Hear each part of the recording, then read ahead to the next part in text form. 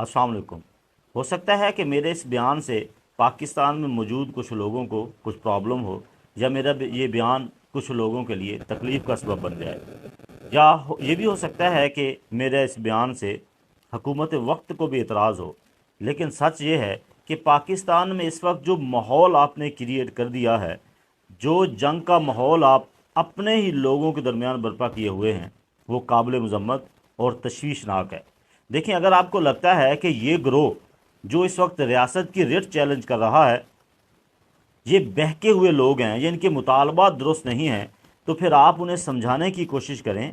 आप उन्हें सालसी के अंदाज में, आप किसी तीसरे आदमी के ज़रिए से आप उनसे बात करें, मुज़ाकरत करके इस माहौल को सर्द करने की कोशिश करें। आपने जो लोगों को सरेआम कत्ल किया है, आपने लोगों को सरेआम गोलियां मारी हैं, ये काबिल मजम्मत है। रियासत माँ की तरह होती है और माँ के लिए सारे बच्चे एक जैसे होते हैं। अगर कोई शख्स जुर्म करता है तो उसे आप कानून के कटहरे में लेके आएँ, आप उस शख्स को कानून के मुताबिक सज़ा देने की कोशिश करें, ना कि आप रोड पे फैसला करके लोगों पे अंधाधुंध फायरिंग करके उनको कत्ल कर दें। हुकूमत वक्त को होश के नाखून लेने चाहिए।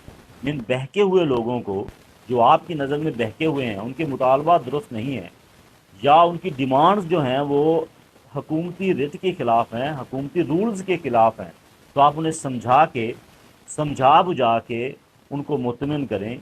अगर वो मुजरम है तो सज़ा उन्हें कानून के मुताबिक दें। अगर आप सड़कों पे अदालत लगा के बैठेंगे तो फिर शायद अदालतों का कोई फ़ायदा नहीं होगा, और आपके इस अमल से मुल्क पाकिस्तान का कोई फ़ायदा नहीं होगा, बल्कि आप पाकिस्तान को इंतशार की तरफ लेके जा रहे हैं।